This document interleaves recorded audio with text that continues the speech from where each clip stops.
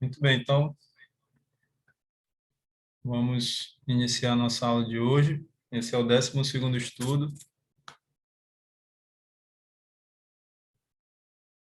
É a 12ª aula, né? Ou 12ª lição do estudo bíblico A Verdade. E o tema é a verdade sobre a morte. Vou abrir aqui o slide, compartilhar com vocês o slide que nós vamos usar. Só um minuto.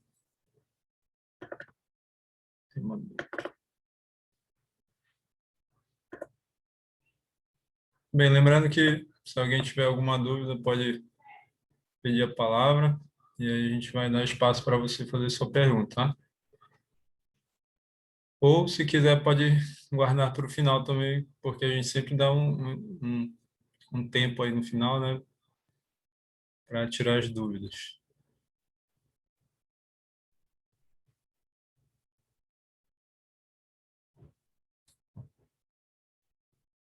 Ok, vamos lá, compartilhando aqui.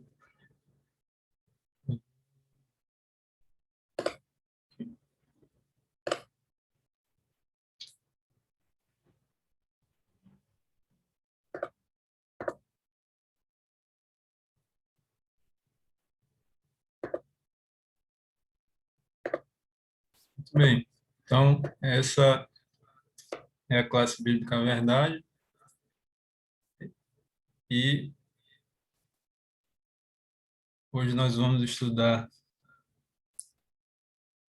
está errado aí na lição 11, né? Na verdade, lição 12, Verdade sobre a Morte. Esse é o estudo bíblico A Verdade, é um estudo diferente, né, do que nós fazemos nas quintas. Nas quintas nós estudamos a respeito das profecias. Inclusive, esse estudo já está chegando, está caminhando para o final, né? Quinta passada nós tivemos uma aula muito importante sobre a profecia, a profecia de Apocalipse 17. Alguns aqui acompanharam. Quem não acompanhou, eu aconselho que assista essa aula, é muito importante. E provavelmente quando a gente finalizar o estudo sobre as profecias de Daniel e Apocalipse, nós devemos passar esse estudo aqui, esse estudo bíblico A Verdade, para as quintas, tá? Então vamos lá, meus amigos, sem perder mais tempo, vamos orar e vamos pedir a bênção de Deus sobre o nosso estudo de hoje. Oremos então. Pai nosso que estás nos céus, muito obrigado por estarmos com vida, com saúde, estarmos aqui reunidos para juntos estudarmos a tua palavra. Queremos pedir perdão dos nossos pecados, queremos pedir que o Senhor nos cubra com a justiça de Cristo e também nos batize com o teu Santo Espírito, e que esse mesmo Espírito nos conceda sabedoria, nos conceda entendimento da tua palavra, em tudo que vamos estudar, que seja compreendido por todos. Me ajude a transmitir também, conforme a tua vontade, meu Deus, aquilo que vamos estudar, e que todos nós sejamos abençoados ao final desse estudo. Possamos tomar decisões importantes ao teu lado também. Em nome de Jesus que nós pedimos e te agradecemos por esse privilégio de juntos estudarmos a Bíblia. Amém. Muito bem, meus amigos, vamos então conhecer a verdade sobre a morte. O que acontece a uma pessoa depois da morte? As tentativas feitas para responder essa pergunta são muitas. Para uns, ao morrer, o indivíduo vai direto para o céu ou para o inferno. Para outros, ele será um espírito que encarnará sucessivamente em outros seres. Em meio a essas ideias conflitantes, necessitamos obter uma resposta. E essa resposta, é claro, nós só podemos encontrar na palavra de Deus, né? E ao entender a verdade sobre a morte, isso vai trazer esperança ao seu coração, porque a morte é algo que atinge a todos, né? Todos nós já perdemos alguém, e quando você entende o que realmente acontece com uma pessoa quando ela morre, você passa a ter esperança em algo que é verdadeiro, né? Que você sabe que realmente vai acontecer, tá? Então vamos lá. Para nós entendermos a morte, meus amigos, primeiro nós precisamos entender a vida, a origem da vida, né? Então, na primeira pergunta, nós vamos ver quais os dois elementos que Deus usou para criar o homem. Gênesis 2:7 é o texto bíblico. Então formou o Senhor Deus ao homem do pó da terra, e lhe soprou nas narinas o fôlego de vida, e o homem passou a ser alma vivente. Então, quais os dois elementos que Deus usou para criar o homem? Então, está bem claro aí, né, meus amigos? Deus usou o pó da terra e também o fôlego de vida. Deus formou o homem do pó da terra e até então só era pó da terra. Talvez um corpo ali, né, de forma, Deus moldou ali um corpo de pó da terra, mas era só isso, até o momento em que ele soprou nas narinas o fôlego de vida. Então, o que deu vida para o pó da terra foi o fôlego dado por Deus, né? Só Deus possui esse fôlego de vida. Só ele tem poder para dar vida, né? E nenhuma outra criatura tem esse poder, nem mesmo Satanás, tá? E aí o homem passou a ser alma vivente após a união desses dois elementos, ok? Então, a equação da vida é a seguinte: pó da terra mais fôlego de vida é igual a alma vivente. Deus soprou o seu fôlego de vida nas narinas do homem. E aí, meus amigos, o texto é bem claro ao dizer que o ser humano não tem uma alma, ele é uma alma vivente. Então, nós não temos uma alma, nós somos uma alma, né? Tanto que você vê textos na Bíblia falando a palavra almas no sentido de pessoas. Por exemplo, diz que Jacó desceu ao Egito com 70 almas, né? Ou seja, ele desceu com 70 pessoas, toda a sua família, né? Então, isso aqui é o primeiro ponto importante que você precisa entender, tá? Que o ser humano não tem uma alma, ele é uma alma, tá? Uma alma vivente. Então, muitas vezes a Bíblia usa a palavra alma se referindo a um ser humano, uma pessoa com vida, tá? Segunda pergunta agora, por qual motivo entrou a morte no mundo? Tem vários textos aí, nós vamos passar rapidamente, porque isso aqui nós já estudamos em lições passadas, nós já vimos isso, tá? Gênesis 2, 16 e 17 tem a ordem de Deus, a Adão e Eva, né? E o Senhor Deus lhe deu esta ordem: de toda árvore do jardim comerás livremente, mas da árvore do conhecimento do bem e do mal não comerás, porque no dia em que dela comeres, certamente morrerás. Então, essa foi a ordem dada por Deus. E em Gênesis 3:6, nós vemos que Adão e Eva não obedeceram essa ordem, né? Vendo a mulher que a árvore era boa para se comer, agradável aos olhos e árvore desejável para dar entendimento, tomou-lhe do fruto e comeu, e deu também ao marido e ele comeu. Então, Adão e Eva pecaram, né? Desobedeceram a ordem de Deus, a lei de Deus. Romanos 5,12 diz: portanto, assim como por um só homem entrou o pecado no mundo, e pelo pecado a morte, né? Pelo pecado entrou a morte, assim também a morte passou a todos os homens, porque todos pecaram. Então, veja, esse verso aqui nos mostra que o pecado entrou no mundo por causa o pecado entrou no mundo por causa do homem, né? Porque o homem pecou. E a morte entrou no mundo por causa do pecado, né? E essa morte que Adão e Eva passaram a merecer, né? Depois do seu pecado, diz aí que ela passou a todos os homens, como se fosse uma herança, né? Uma herança bem ruim, né?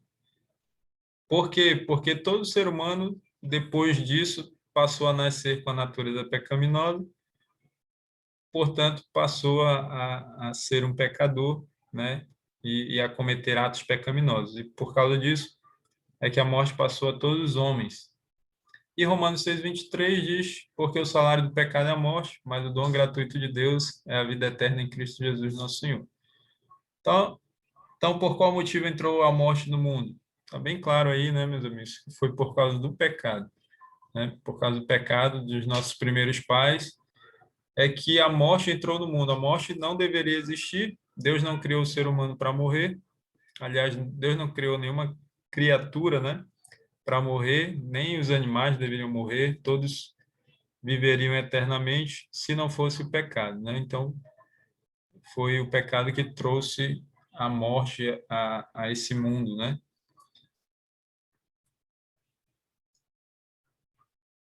E aí nós já até falamos, né, na lição 3 que Deus não pode ser culpado pela morte, né? Muitas vezes, quando as pessoas morrem, aí os familiares ali, claro, no momento de dor, de tristeza, muitas vezes culpam a Deus pela morte, mas Deus não é culpado, Deus não criou a morte, né? Satanás, sim, ele é culpado pela morte porque foi ele que induziu Adão e Eva a pecarem. Terceira pergunta agora: que fenômeno se verifica na morte dos homens e dos animais? Eclesiastes 3, 19 e 20. Acompanha aí. Porque o que sucede aos filhos dos homens sucede aos animais. O mesmo lhes sucede. Como morre um, assim morre o outro. Todos têm o mesmo fôlego de vida, e nenhuma vantagem tem o homem sobre os animais. Porque tudo é vaidade. Todos vão para o mesmo lugar. Todos procedem do pó, e ao pó tornarão.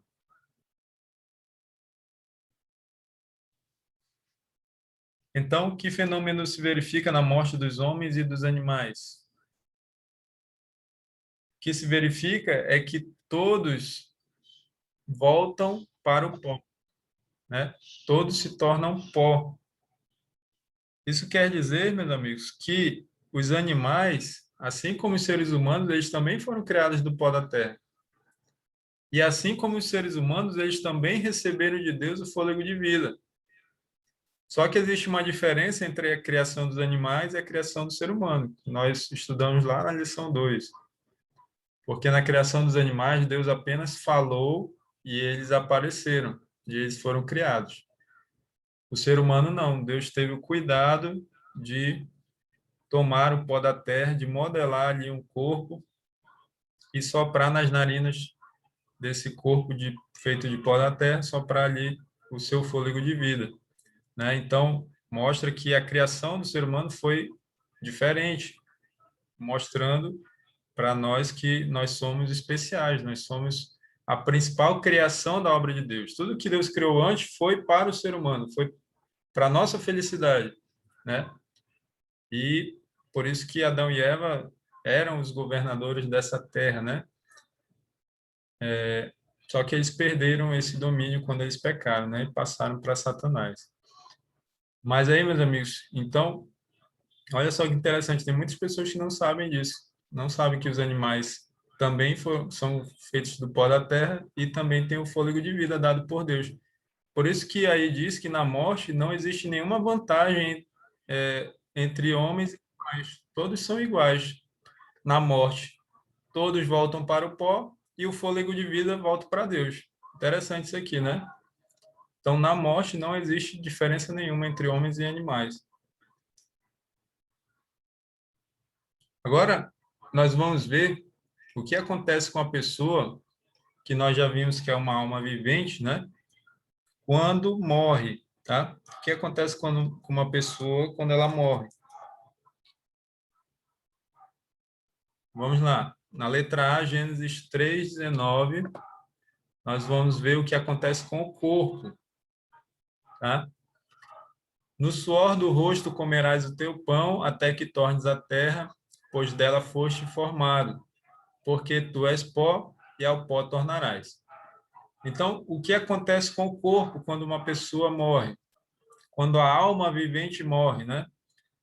O corpo volta a ser pó. O corpo que foi feito do pó, né, do pó da terra, ele volta para o pó e se torna pó novamente. Por isso que depois de alguns anos, quando se abre ali o caixão de uma pessoa por algum motivo, você só vê realmente é um pó que fica ali, né? A pessoa vai se decompondo até ficar somente um pó, realmente, né? Então, é isso que acontece com o corpo. Agora, o que acontece com o espírito ou fôlego de vida quando uma pessoa morre? Eclesiastes 12:7. E o pó volte à terra, como era, e o espírito volte a Deus que o deu. Então, aí, mais uma vez, confirmando que o, o corpo que foi feito do pó volta à terra, volta a ser pó da terra, né? E o espírito volta a Deus. O espírito foi dado por quem? Pelo próprio Deus. Por isso que diz, o espírito volte a Deus que o deu. Foi Deus quem nos deu o espírito. Mas aí algumas pessoas pegam esse texto e dizem, tá aqui, ó, a palavra aqui é espírito, não é fôlego de vida. Mas se você pesquisar um pouco e você procurar saber qual é a palavra que foi traduzida por espírito aí, você vai ver que no original hebraico, né, o significado é sopro, é respiração, é fôlego de vida, é sinônimo de fôlego de vida. Então, esse espírito aí não é uma alma que sai da pessoa quando morre, tá? A palavra espírito aí significa fôlego de vida. E tem sentido, porque nós vimos que na criação Deus uniu dois elementos, o pó da terra, e aí está dizendo que o pó volta à terra, e o fôlego de vida, que aí é chamado de espírito. Foi dado por Deus e ele volta para Deus. Então, na letra B, aí, o que acontece com o espírito ou o fôlego de vida quando uma pessoa morre? Ele volta para Deus, porque pertence a Deus. Foi Deus quem nos deu, quem nos dá, né, o fôlego de vida. Foi Deus quem deu o fôlego de vida a todos. Então, quando uma pessoa morre, esse fôlego volta para Deus. Ok? O que acontece com a memória ou o entendimento de uma pessoa quando ela morre? Eclesiastes 9:5. Porque os vivos sabem que hão de morrer, mas os mortos não sabem coisa nenhuma, nem tampouco terão eles recompensa, porque a sua memória jaz no esquecimento. Então, o que acontece com a memória ou com o entendimento de uma pessoa quando ela morre? O que acontece, meus amigos? Acaba, né? A pessoa não tem mais memória, a pessoa não tem mais entendimento. O texto aí é bem claro. Para mim, esse é o texto mais claro da Bíblia sobre a morte, e para mim bastava esse texto aqui para que qualquer pessoa sincera, né, qualquer pessoa que realmente deseja conhecer a verdade, bastaria esse verso bíblico para a pessoa não acreditar na mentira da imortalidade da alma. É claro, e qualquer pessoa, por mais simples que seja, pode entender. Os vivos sabem que vão morrer, né? Nós sabemos que vamos morrer. Nós já vimos que a morte de Jesus não nos livra da primeira morte, nos livra da segunda morte. Então, nós sabemos que vamos morrer, nós que estamos vivos. Mas os mortos não sabem de coisa nenhuma. Os mortos não sabem de nada, né? A sua memória já é no esquecimento. Então, mais claro que isso, meus amigos, não tem, tá? E o que acontece com os sentimentos de uma pessoa quando morre? Eclesiastes 9:6 diz: amor, ódio e inveja para eles já pereceram. Para sempre não tem eles parte em coisa alguma do que se faz debaixo do sol. Então, o que acontece com os sentimentos de uma pessoa quando ela morre? Também acabam, morrem juntamente com ela. O texto é claro também: amor, ódio, inveja são sentimentos humanos, para eles já pereceram, já morreram, né? E depois diz: para sempre não tem eles parte em coisa alguma do que se faz debaixo do sol. Ou seja, para quem morreu, ele não tem mais parte em nada do que acontece aqui nessa terra, ok? Então, meus amigos, está bem claro aí. o que acontece com uma pessoa quando ela morre, né? Se alguém tiver alguma pergunta, pode fazer. Vamos ver agora, na quinta pergunta, para onde vai o homem quando morre? Tá? Se não sai nenhuma alma, se não sai nenhum espírito da pessoa quando morre, então, para onde o homem vai?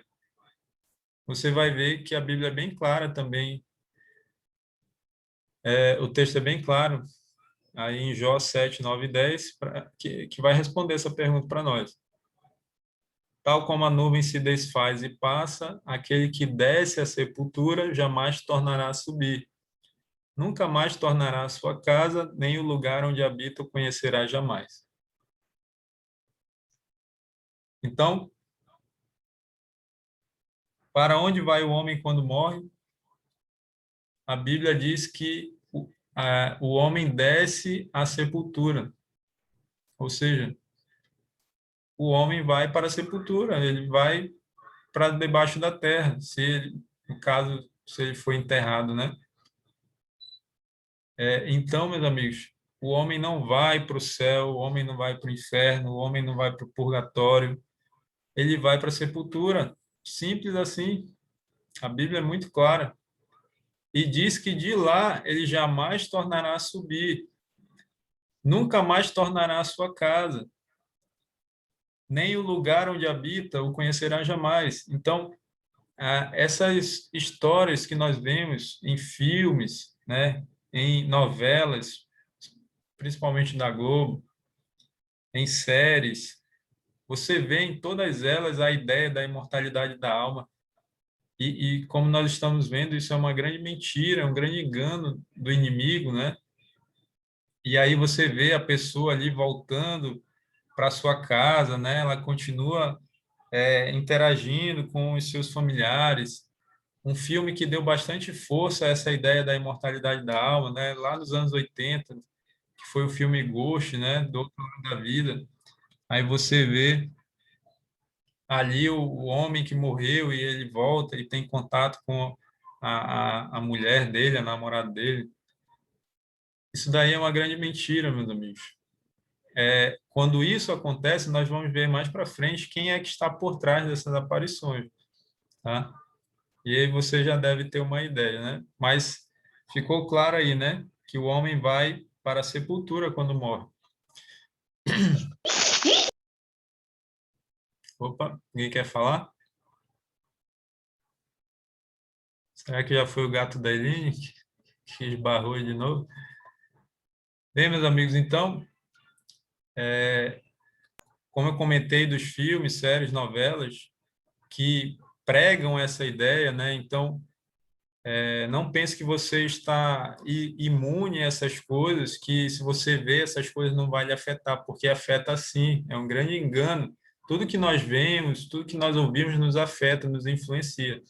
Então, quem está por trás dessas coisas, quem quer que você veja, ouça, contemple essas coisas, é Satanás. Então, é ele que coloca essas coisas nesses filmes, desenhos também, né?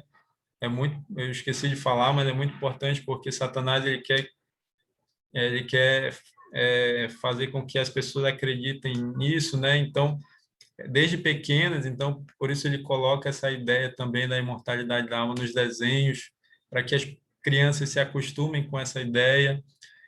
E aí o pior de tudo, meus amigos, é quando a pessoa vai para uma igreja, especialmente as igrejas cristãs, e lá encontra essa mentira sendo pregada também. É uma coisa assim incrível, né? Como é que pode? A pessoa é enganada desde pequeno por meio das mídias, né? E aí, quando ela vai para a igreja, que ela deveria encontrar ali a verdade, onde ela deveria ter os seus olhos abertos para esse engano de Satanás, ela continua sendo ensinada, doutrinada da, acerca dessa mentira, né? Então ela continua sendo enganada mesmo dentro das igrejas. Se você analisar, se você tem uma igreja, se você frequenta uma igreja, analise se a sua igreja ensina que a alma é imortal. Você vai ver que a maioria das igrejas ensina isso. A maioria, né? São poucas as igrejas que não ensinam. E a igreja verdadeira, que eu já ensinei, nós já ensinamos aqui na classe bíblica qual é essa igreja, ela ensina a verdade sobre a morte. Ela ensina que a alma não Não, é mas melhor imortal. do que essa congregação, Ela ensina que a alma não é o imortal. pessoal não gostar, né? Tá certo?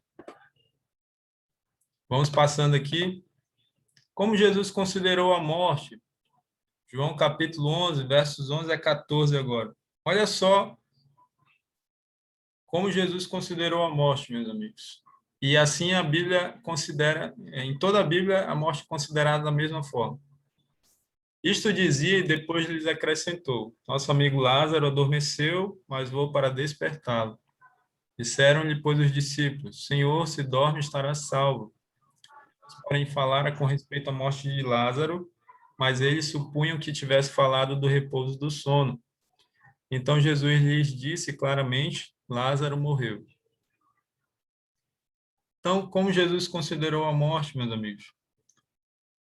Está claro aí que Jesus considerou a morte como um sono, né?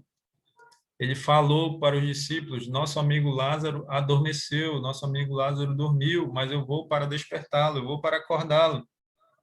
E aí, tanto é que os discípulos acharam que Jesus estava falando que Lázaro estivesse dormindo, literalmente, né? Eles pensaram que Jesus tinha falado do repouso do sono. Mas aí, para não ter dúvida nenhuma, Jesus falou claramente: Lázaro morreu, né? Então, a Bíblia toda, ela compara, né, a morte a um sono. E realmente é um sono. Por que é um sono? Né? Porque no sono, quando você dorme, você está num estado de total inconsciência. Você não sabe o que acontece ao seu redor, certo? Mas uma certeza você tem de que você vai acordar. Em algum momento você vai acordar. É claro que existem exceções quando algumas pessoas morrem dormindo, mas geralmente a pessoa dorme e acorda, né? E aí, meus amigos, a mesma coisa vai acontecer com os mortos, e nós já estudamos isso aqui, quando nós estudamos na lição 9, a verdade sobre a volta de Jesus, lição 10 também, a verdade sobre o milênio, nós vimos que aqueles que passarem pela primeira morte, que é a morte temporal, um dia todos vão despertar, só que em momentos diferentes, né?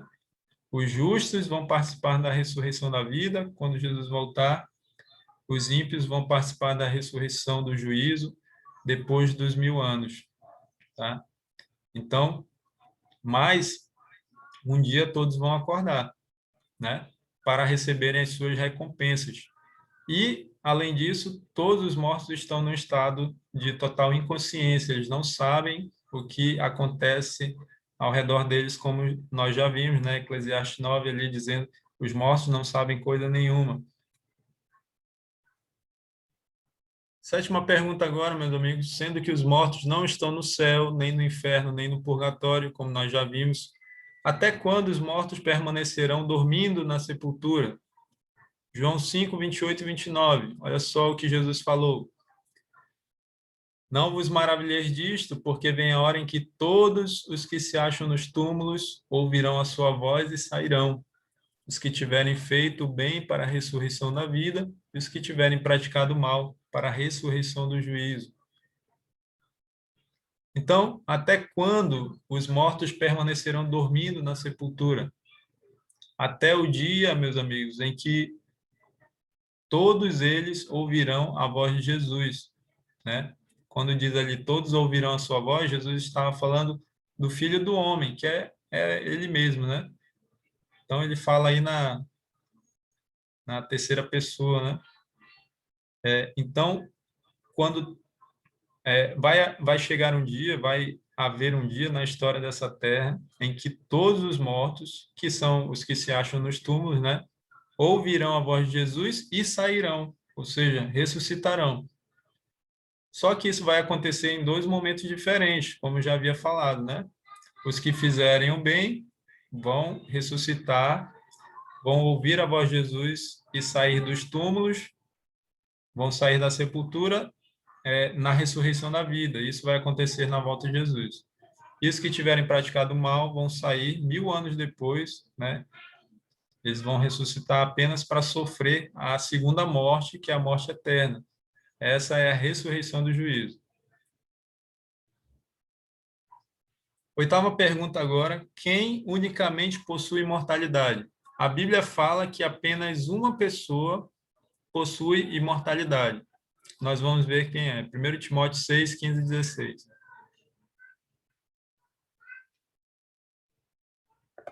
A qual, em suas épocas determinadas, há de ser revelada pelo bendito e único soberano, o Rei dos reis e Senhor dos senhores, o único que possui imortalidade, olha só, o que habita em luz inacessível, a quem homem algum jamais viu, nem é capaz de ver.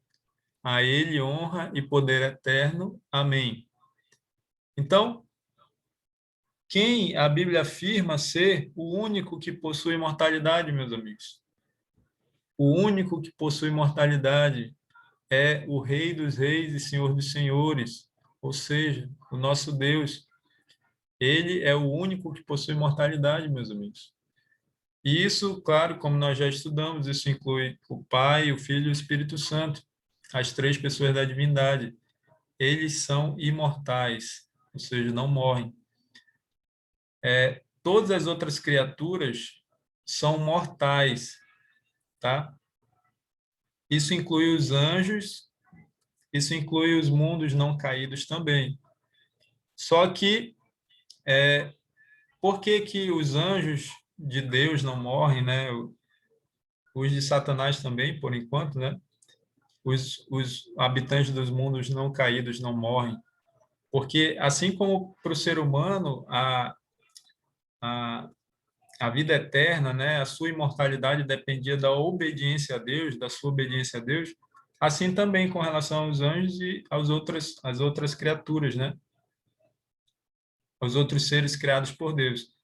A imortalidade deles depende da sua obediência. E como eles foram, né, e são obedientes a Deus, então eles são imortais. O ser humano também era para ser imortal, tanto que Deus colocou lá no Jardim do Éden, né, a árvore da vida. E a Bíblia diz que o fruto dessa árvore tem a propriedade de dar a vida eterna. É claro que a vida eterna é dada por Deus, mas Deus escolheu dar a vida eterna por meio desse fruto, né? Então, todo ser criado por Deus, ele é imortal desde que ele permaneça em obediência a Deus. Como o ser humano não permaneceu sendo obediente a Deus, Satanás e seus anjos também foram desobedientes. Então, vai chegar um dia em que eles vão morrer, assim também como todo pecador que não se arrepender.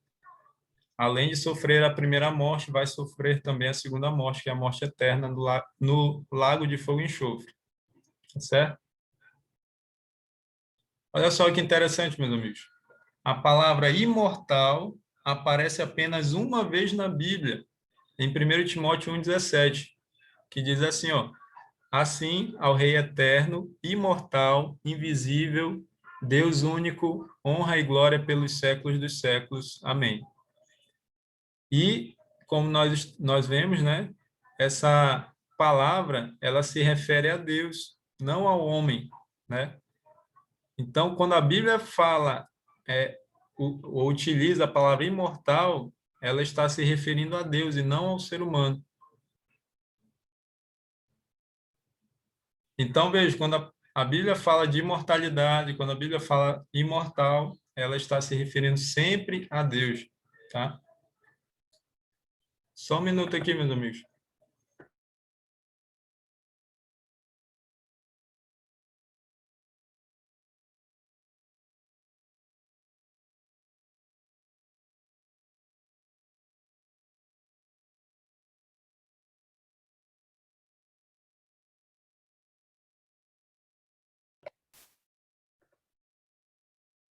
Ok, meus amigos, voltando aqui, vamos para a nona pergunta.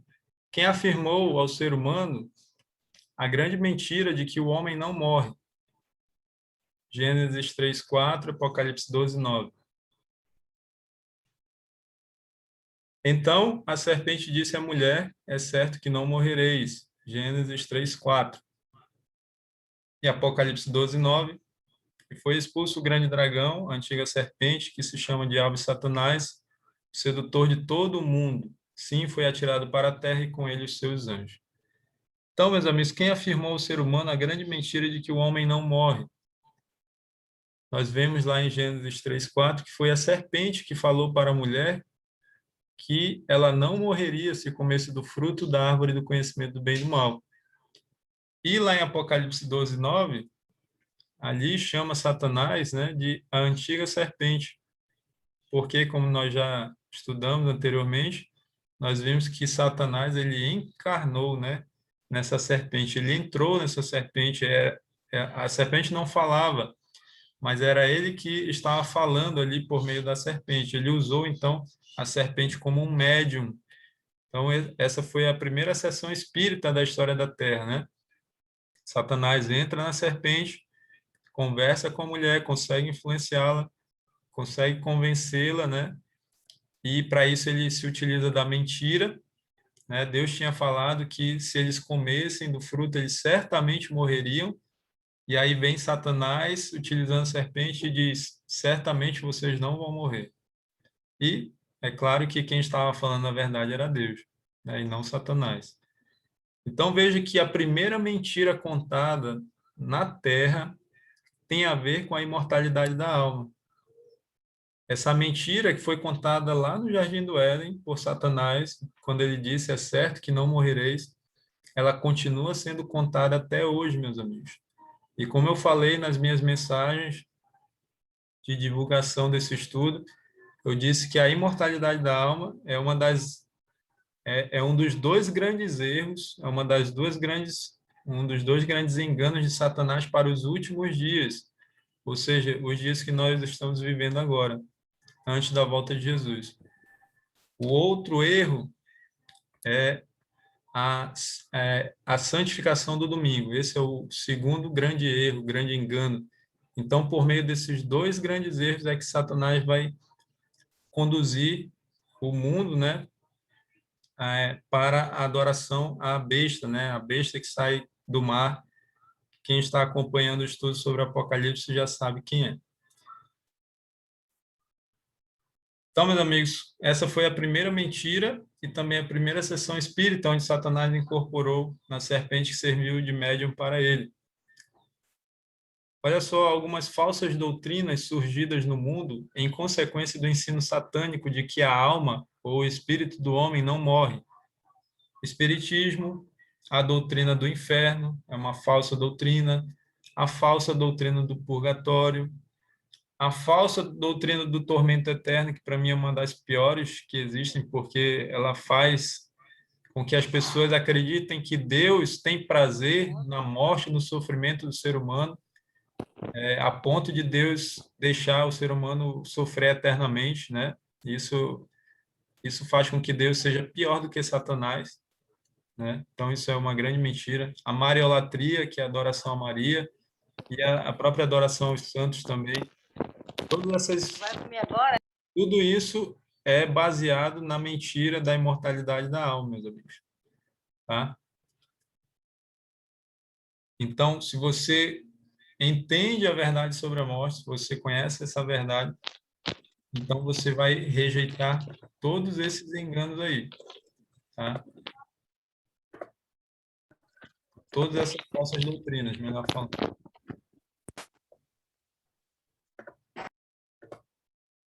Décima pergunta agora, visando o maior engano, quem a Bíblia afirma ter poder de se transformar? Segundo Coríntios 11, versos 14 e 15.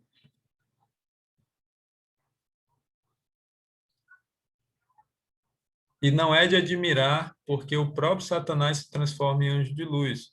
Não é muito, pois que os seus próprios ministros, são os seus anjos, né, se transformem em ministros de justiça, e o fim deles será conforme as suas obras. Então, meus amigos, visando o maior engano, quem a Bíblia afirma ter poder de se transformar? Satanás e seus anjos têm poder de se transformar em outras coisas, meus amigos. Aí diz que Satanás, que foi um anjo de luz, hoje não é mais, hoje ele é um anjo das trevas, mas se ele quiser, ele pode se transformar e aparecer como um anjo de luz. Eu acredito que foi assim que ele apareceu para Jesus lá no deserto, né, quando ele tentou Jesus. Ele não, como sempre, né, Satanás nunca se apresenta como ele é, né? Por isso que ele não apareceu para Eva como sendo ele mesmo, mas usando a serpente. Assim também para Jesus, provavelmente ele apareceu como um anjo de luz, né? Mas aí ele chega dizendo: "Se és filho de Deus", né, duvidando da divindade de Cristo. E aí Jesus ali já percebeu que não era um anjo dele, né? Não era um anjo do céu, porque um anjo do céu não duvidaria da divindade de Cristo. E os seus próprios ministros, ou seja, os seus anjos, os demônios também, se quiserem, podem se transformar em ministros de justiça. Ou seja, Satanás tem poder para se transformar e aparecer na forma de pessoas que já morreram, né? Ele consegue, os demônios conseguem até mesmo imitar a voz idêntica, conseguem falar coisas que aconteceram na vida da pessoa que só ela sabia ou poucas pessoas sabiam, outra pessoa sabia, porque eles acompanharam, né, a vida dessas pessoas. E aí, para quem acompanhou aí meus últimos sermões, viu que Satanás tem um grupo, tem três grupos, né? Os demônios são divididos em três grupos. Um deles são os espíritos familiares, né? Eles são responsáveis por trabalhar no mundo religioso, né? E eles são especialistas em se transformar em pessoas que já morreram. Então, são eles que são responsáveis por, por criar falsas doutrinas e perpetuar essas falsas doutrinas. E aí, como que eles perpetuam a mentira da imortalidade da alma? Principalmente através dessas aparições, aparecendo na forma de pessoas que já morreram. Por isso, quando alguém diz que viu uma pessoa que já morreu, muitas pessoas duvidam, né, não acreditam, acham que a pessoa teve uma alucinação, mas eu acredito, é verdade. Só que o que as pessoas não sabem, a maioria, é que não foi a pessoa que morreu que apareceu, foram demônios, né? A Bíblia diz que Saul consultou uma médium e pediu para falar com Samuel. E Samuel apareceu para ele, diz a Bíblia. Aí falou com Saul, mas não era Samuel, Samuel já tinha morrido. Era um demônio que estava se passando por Samuel ali. Então, meus amigos, não é possível vermos ou falarmos com alguém que já morreu. Em tais manifestações, não é a pessoa morta que aparece, mas Satanás e seus anjos disfarçados. Lembre-se que o objetivo dele sempre é enganar. Ele deseja enganar, se possível, os próprios eleitos, como Jesus disse lá em Mateus 24. O seu desejo é sempre levar, o desejo de Satanás, né? É sempre levar as pessoas a acreditarem que tem uma segunda chance. A doutrina da imortalidade da alma, em todas as suas formas, sempre oferece mais uma ou várias chances, né? A doutrina da mortalidade da alma, ela sempre oferece para a pessoa uma chance, uma segunda chance, ou várias outras chances, né? Por exemplo, quem crê na reencarnação. A pessoa morre e reencarna, morre e reencarna. Então, a pessoa tem várias chances de salvação. Qual o propósito de Satanás ao levar as pessoas a crerem na segunda chance? E isso aqui é só um exemplo, tá, meus amigos? Da imortalidade da alma. Tem várias outras mentiras de Satanás, falsas doutrinas, que têm essa ideia da segunda chance. Por exemplo, quem crê no arrebatamento secreto, que nós já falamos no outro estudo também, né? Também tem a ideia da segunda chance. Várias outras falsas doutrinas têm essa ideia. Respondendo à pergunta, qual o propósito de Satanás ao levar as pessoas a crerem na segunda chance? Satanás quer que as pessoas, ao acreditarem que elas têm uma segunda chance, ou mais de, ou uma terceira, uma quarta, ele quer que as pessoas não aproveitem a única chance que elas têm de salvação. E nós vimos que a única chance que nós temos de salvação, meus amigos, é essa vida aqui e agora, né? Depois da morte, acabou a chance de salvação, não tem segunda chance. Então, Se uma pessoa acreditar que ela tem uma segunda chance, ela não vai levar tão a sério a sua vida, a sua salvação, ela não vai se esforçar, não vai lutar pela sua salvação como deveria. Por quê? Porque ela vai ficar acomodada por acreditar que ela vai ter uma segunda chance depois. E não tem, né? Nós não temos segunda chance, só temos uma. Então temos que aproveitar. Essa é uma primeira pergunta. Contra quem temos que lutar nesse grande conflito que estamos envolvidos? Efésios 6:12. Porque a nossa luta não é contra a carne e o sangue, e sim contra os principados e potestades, contra os dominadores deste mundo tenebroso, contra as forças espirituais do mal nas regiões celestes. Então, contra quem temos que lutar nesse grande conflito que estamos envolvidos? Meus amigos, nós temos que lutar contra principados e potestades, temos que lutar contra os dominadores deste mundo de trevas, contra as forças espirituais do mal, ou, resumindo, nós temos que lutar contra Satanás e os seus anjos, os demônios. Então, a nossa luta, meus amigos, não é contra o sangue e a carne, ou seja, não é contra outros seres humanos, mas é contra seres poderosos, seres espirituais, que originalmente são anjos, né? Eram anjos de luz, hoje não são mais, mas continuam sendo anjos. São seres que vivem no plano espiritual, tanto é que nós não os vemos, né? Então, eles são muito mais poderosos do que nós, e se nós formos enfrentá-los sozinhos, nós não vamos vencê-los, nós não temos como vencê-los. Mas se nós tivermos Jesus ao nosso lado, aí sim nós vamos vencer, porque os anjos são criaturas, Jesus é criador. Jesus é Deus Todo-Poderoso. Todas as vezes que Jesus enfrentou Satanás, ele venceu. E se nós estivermos com Jesus, se nós tivermos Jesus ao nosso lado, segurando na nossa mão, indo à nossa frente, a vitória é certa. Nós vamos vencer Satanás e seus anjos. E vamos ver o exemplo de Jesus para a gente finalizar. Como foi que Jesus venceu Satanás? Mateus 4, versos 10 e 11. Então Jesus lhe ordenou: retira-te, Satanás, porque está escrito: ao Senhor teu Deus adorarás e só lhe darás culto. Com isto o deixou o diabo, e eis que vieram anjos e o serviram. Então, meus amigos, como foi que Jesus venceu Satanás? Jesus venceu por meio do está escrito, ou seja, por meio da palavra de Deus. Jesus ali citou um texto bíblico, né? E foi assim que Satanás deixou Jesus, Satanás saiu derrotado mais uma vez, né? Todas as vezes, como eu falei, ele foi derrotado. E aí Deus enviou anjos para servir a Jesus. Assim também nós temos o auxílio dos anjos do céu, né? Os anjos que permaneceram fiéis a Deus. Nós também, quando nós resistimos à tentação, quando nós resistimos o diabo foge de nós e Deus envia seus anjos para nos servirem. Então, meus amigos, vejam como a palavra de Deus é importante. Olha só esse texto. Aliás, já é a nossa decisão, né? Então, só voltando aqui, veja como é importante nós estarmos firmados na palavra de Deus.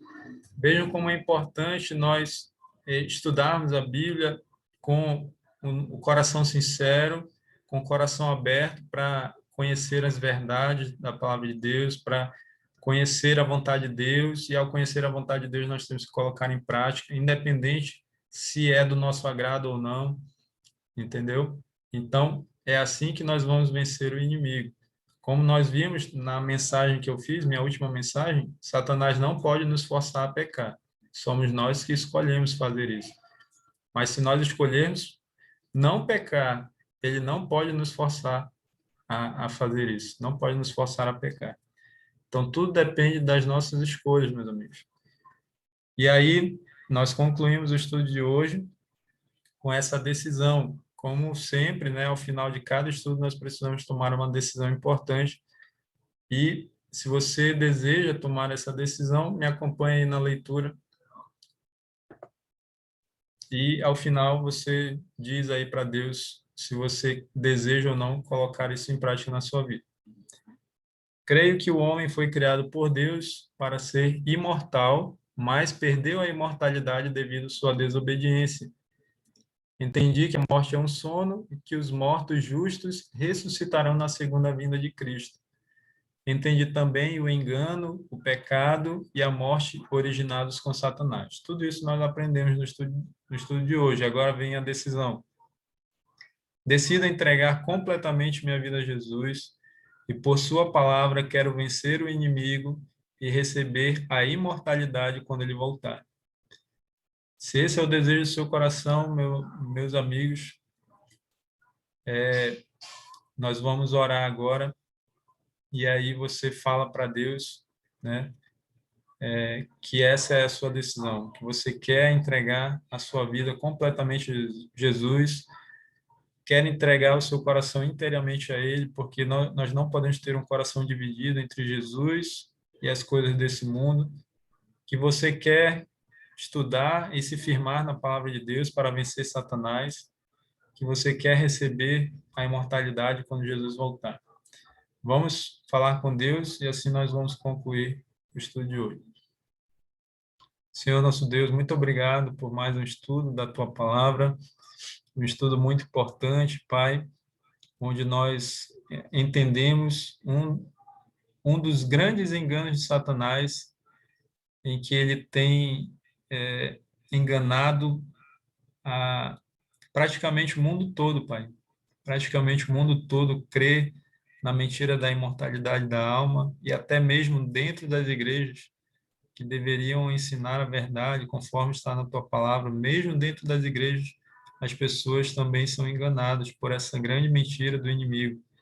Mas obrigado porque o Senhor tem pessoas dispostas a ensinar a Tua Palavra, dispostas a ensinar as Tuas verdades, e hoje os nossos amigos puderam compreender a verdade sobre a morte, e em nome do Senhor Jesus eles não mais serão enganados com relação a isso, e em nome de Jesus eles poderão agora resistir aos enganos de Satanás, e em Teu nome, em nome do Senhor Jesus, nós queremos pedir o auxílio dos Teus anjos, queremos pedir o auxílio do Espírito Santo, para que nós possamos entregar o nosso coração inteiramente ao Senhor, para que o Senhor Jesus habite em nosso coração, que nosso coração não esteja dividido entre o Senhor, entre Jesus e as coisas desse mundo, mas que ele seja inteiramente Teu. Possamos também escolher cada dia dedicar tempo para o estudo da Bíblia e para a oração, e assim nós possamos nos firmar na Tua Palavra, também decidindo praticar aquilo que o Senhor nos revela através dela, decidindo colocar em prática a Tua vontade, meu Deus, mesmo que não seja a nossa vontade. E assim, meu Deus, nós possamos crer e esperar o cumprimento da promessa da volta de Jesus e do recebimento da imortalidade quando Jesus voltar. E aí nós viveremos toda a eternidade ao Teu lado, uma vida de eterna felicidade e eterna alegria. E que nós possamos desfrutar dessa vida eterna ao lado dos nossos queridos. Para isso, Senhor, nos ajuda a sermos testemunhas de Cristo, nos ajuda a sermos uma luz para a salvação daqueles a quem nós amamos. É no nome do Senhor Jesus que nós te pedimos todas essas bênçãos e também agradecemos desde já. Amém. Muito bem, meus amigos, mais um estudo concluído, graças a Deus. Nós estamos chegando na metade desse estudo. São 21 lições, né, do estudo bíblico A Verdade. Eu agradeço por você ter ficado até o final e eu vou encerrar aqui as transmissões e vai ficar disponível aqui, vou ficar aqui disponível para que vocês possam fazer suas perguntas.